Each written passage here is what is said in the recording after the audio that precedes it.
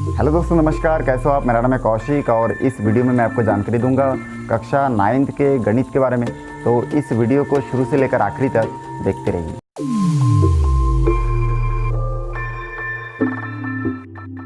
दोस्तों, इस वीडियो में मैं आपको जानकारी दूंगा प्रश्नावली 6.2 के बारे में। तो देखिए, यहाँ पे पहला प्रश्न मैं लिखा हूँ, निम्न में से कौन सी संख्या 5 और 10 का गुणज है। अब 5 और 10 का गुणज का अर्थ होता है कि कौन सी संख्या है जो 5 से डिवाइड हो सकता है या फिर 10 से, ठीक है। तो इसमें से देखिए कुल मिला के 1 2 3 4 5 6 संख्या दिया गया है। इन 6 संख्या में से कौन कौन सी संख्या 5 से डिवाइड हो सकता है या फिर 10 से डिवाइड हो सकता है, उसको अलग अलग लिखना है। अब ये ज्ञात करने का 2 नियम है। एक नियम तो पहले ऐसे कि हम लोग इसको भाग दे के 5 से भाग दे के देखेंगे। अगर शेषफल 0 आएगा तो हम लोग बोल देंगे कि 5 का गुणज है। या फिर 10 से भाग दे के देखेंगे सभी संख्या को, जो 10 से डिवाइड हो जाए, भाग चला जाए और शेषफल 0 प्राप्त हो, उसको हम लोग कह सकते हैं कि वो 10 का गुणज है। या फिर अगर आपको 5 और 10 का विभाज्यता का जो नियम है वो याद है तो आप डायरेक्टली देख के बता सकते हैं कि कौन कौन सा 5 से डिवाइड होगा और कौन कौन सा 10 से डिवाइड होगा। तो चलिए देखते हैं। यहाँ पे देखिए, मैं नोट किया हूँ कि 5 के विभाज्यता का नियम जो है वो है कि किसी संख्या की इकाई में यदि 0 या 5 हो तो वह 5 से विभाजित हो जाती है। अब किसी संख्या की इकाई में अगर 0 या 5 रहेगा दोनों में से तो वो 5 से विभाजित हो जाएगी। और 10 के विभाज्यता का नियम है कि किसी संख्या की इकाई में यदि 0 हो तो वह संख्या 10 से विभाजित हो जाती है। अब ये जो नियम है ये आपको याद रखना है। आपको हल के बाद डायरेक्ट 5 का गुणज और 10 का गुणज लिखना है।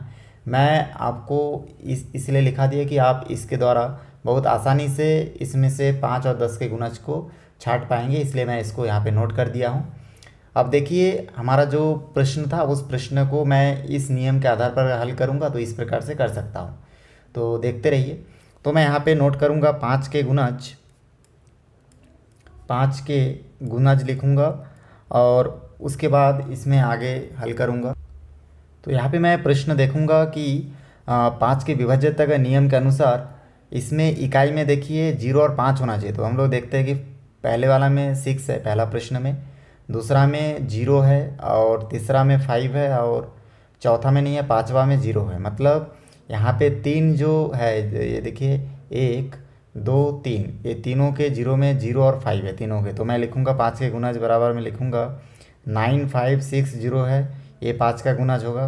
फिर कॉमा दे के यहाँ पे लिखूँगा 2 0 5, ये भी 5 का गुणज होगा। और ये जो 800 लिखा हुआ है, ये 800 भी आपका क्या होगा, 5 का गुणज होगा। तो इस प्रकार से ये हमको 3 प्राप्त हो गया है। यहाँ पे हम लोग लिखेंगे 10 के गुणज, तो यहाँ पे हो जाएगा 10 के गुणज। तो 10 का गुणज क्या क्या है उसको भी हम लोग ढूंढ ढूंढ के यहाँ पे लिखेंगे। तो 10 का गुणज बराबर मैं यहाँ पे देखूंगा 10 का विभाज्यता का जो नियम है वो याद रहेगा तो बहुत आसानी से हम लोग देख सकते हैं कि जिसमें इकाई में केवल 0 हो। तो देखिए यहाँ पे दिख रहा है कि हमको खाली 2 संख्या ऐसी है जिसकी इकाई में 0 है, देखिए, और बाकी सभी संख्या की इकाई में 6 अलग अलग है। तो हम लोग इसमें से ये जो 0 है जिसकी इकाई में, इन दोनों को लिख देंगे। पहला है 9 5 6 0 और दूसरी संख्या हमको दिख रहा है 8 0 0। तो ये 2 संख्या ऐसी है जिसके इकाई में, ठीक है, इकाई में क्या है, 0 है। बाकी ये देखिए 6 और 1 और ये 6, ये तीनों क्या होगा, ना तो 5 के गुणज होंगे और ना ही 10 के गुणज होंगे, क्योंकि इसके इकाई में 6 है, इसमें 1 है और इसमें 6 है। तो इस प्रकार से ये दोनों जो है, ये तीनों संख्या क्या है, 5 और 10 के विभाज्यता का नियम का पालन नहीं करते हैं, जिसके कारण क्या होगा, ये 5 और 10 के गुणज नहीं होंगे। अब इसके बाद आपको नेक्स्ट क्वेश्चन के बारे में जानकारी दूंगा। यहाँ पे देखिए प्रश्न नंबर 2 में लिखा है 2 अंकों वाली एक ऐसी संख्या जो 3 से विभाजित है, उसका इकाई का अंक 8 है, तो दहाई के अंक क्या क्या हो सकते हैं। ठीक है, उसका इकाई का अंक 8 है और वो संख्या 3 से विभाज्य होना चाहिए, तो दहाई का अंक क्या क्या हो सकता है उसको हमको लिखना है। अब हल लिखा हो और दिया है, लिखा लिया हूँ मैं, किसी संख्या का इकाई का अंक 8 है तो 3 से विभाज्य अंक निम्न हो सकते हैं। इसको मैं नोट कर लिया हूँ। अब क्या क्या अंक हो सकता है इसको मैं आपको रफ करके बताऊँगा। तो यहाँ पे सबसे पहले मैं, चलिए रफ के लिए एक लाइनिंग यहाँ पे खींच लेता हूँ। अब यहाँ पे देखिए मैं रफ़ कर रहा हूँ, इसमें इसको रफ़ करके आपको बताऊँगा कि इसमें क्या क्या अंक हो सकता है। तो इसलिए मैं ये लाइन आपका खींच लिया।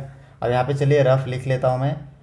अब देखिए 2 अंकों वाली एक संख्या हमको देखना है, तो 2 अंकों वाली संख्या क्या क्या है उसको पहले मैं लाइन से लिख लेता हूँ। जैसे पहला 2 अंक वाली संख्या 18, फिर 28, 28 के बाद 38, फिर 48, फिर आपका 58, 68, 78 और 88 और आप लिख सकते हैं 98। इस प्रकार से चले 100 तक, क्योंकि 98 तक 2 अंक है तो मैं लिख लिया हूँ। अब इसमें से कौन कौन सी संख्या है जो 3 से पूरी तरह से डिवाइड होता है उसको मैं यहाँ पे लिख लूँगा। अब 3 से अगर देखिए मैं भाग दूंगा सभी को, रफ में भाग दे के देखना है हमको। तो इसमें देखिए 3 से अगर मैं डिवाइड करके देखूँगा तो इसमें 18 जो है डिवाइड होकर 6 आता है, और 28 जो है 3 ये 27 होता है, एक हासिल बचता है, मतलब ये भाग भाग नहीं जाता है, ठीक है, तो ये नहीं होगा।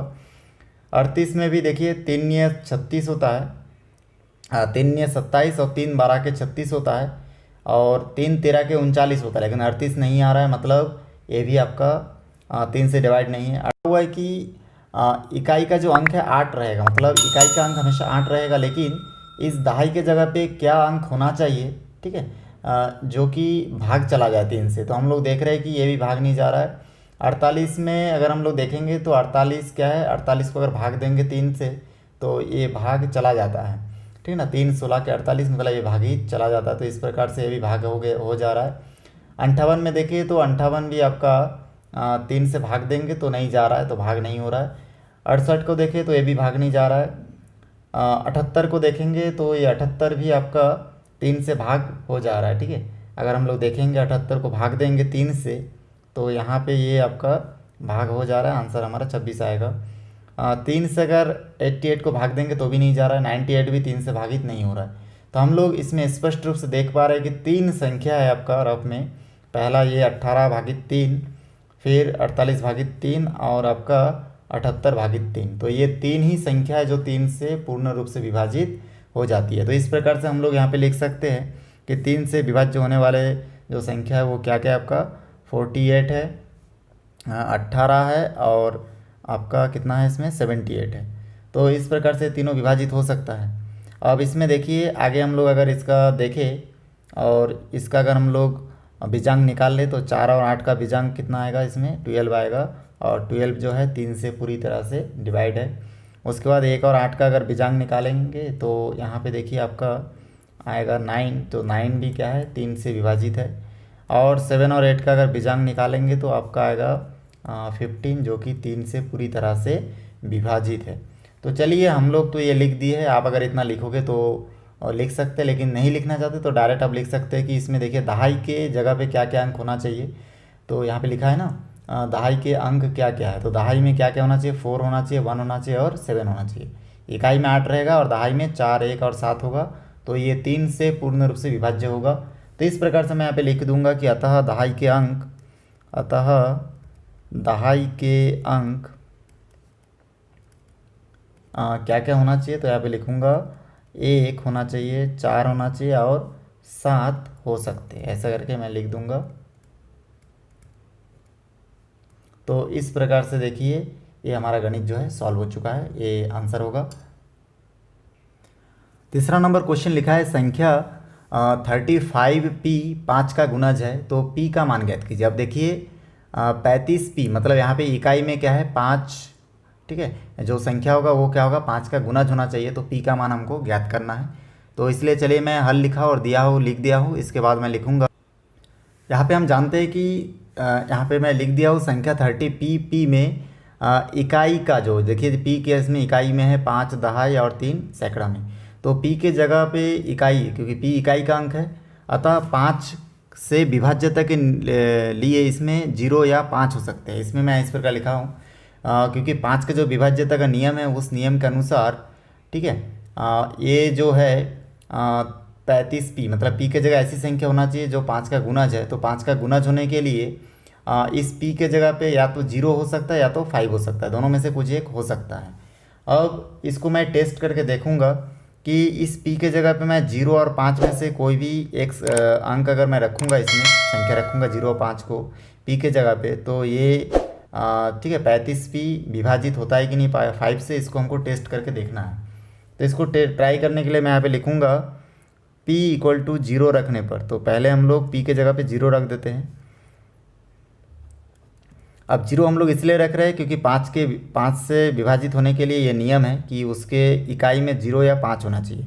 अब यहाँ पे इसलिए हम लोग p के जगह पहले 0 रख रहे हैं क्योंकि p क्या में है, इकाई में है। तो इसमें हम लोग 0 रखेंगे। तो इस प्रकार से देखिए यहाँ से हमको, मैं इसको भाग दे के भी देख सकता हूँ। यहाँ पे लिख लेता हूँ 300, और यहाँ पे p के जगह अगर 0 होगा तो 350 हो जाएगा, देखिए। और इसको अब 5 से डिवाइड करना है। तो मैं यहाँ पे रफ में डिवाइड करके देख लेता हूँ कि इसका आंसर कितना आता है।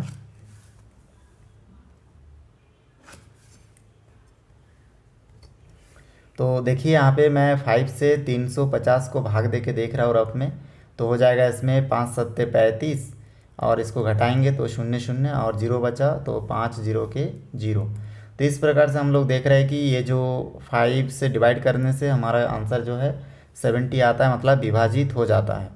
तो यहाँ पे हम लोग लिखेंगे विभाजित है।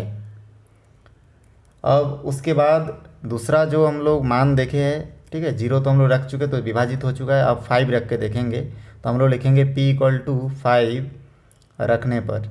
तो 5 रख के देखते हैं इसमें। अब 5 रखने से देखिए ये हो जाएगा आपका जो क्वेश्चन है 35p। तो यहाँ पे p के जगह 5 होगा तो हो जाएगा 355, और भागित यहाँ पे हम लोग फिर 5 से डिवाइड करके देखेंगे। तो इसको फिर से मैं रफ में डिवाइड करके आपको दिखाता हूँ यहाँ पे। तो यहाँ पे देखिए 355 को अगर मैं 5 से डिवाइड करूँगा तो हो जाएगा 5 7 35, और यहाँ पे आ जाएगा दोनों कट जाएगा, फिर 5 का 5, फिर हो जाएगा 5 एकम 5, और यहाँ पे फिर 0 शेषफल आएगा। मतलब ये 355 जो है 5 से डिवाइड हो चुका है। इस प्रकार से यहाँ पे हमारा आंसर आएगा 71। तो यहाँ पे भी हम लोग लिखेंगे विभाजित है। अब विभाजित तो दोनों हो चुका है, तो इस प्रकार से हम लोग यहाँ पे लिख सकते हैं, अतः p का मान बराबर लिख सकते हैं 0 और 5 होगा। तो इस प्रकार से p के जगह पे अगर हम लोग 0 और 5 कुछ भी रखेंगे तो 5 से क्या हो जाएगा, वो डिवाइड हो जाएगा। इस प्रकार से 5 का गुणज क्या क्या होगा आपका, 0 और 5 होगा। तो इस प्रकार से हमारा आंसर है। दोस्तों मेरा वीडियो आपको अच्छा लगा तो लाइक करें, शेयर करें, सब्सक्राइब करें और बेल आइकन को भी प्रेस करें, ताकि जब भी मैं कोई नया वीडियो बनाऊं तो उसका नया अपडेट सबसे पहले आप तक पहुंचे। तो फिर मिलते हैं एक नई वीडियो के साथ। धन्यवाद।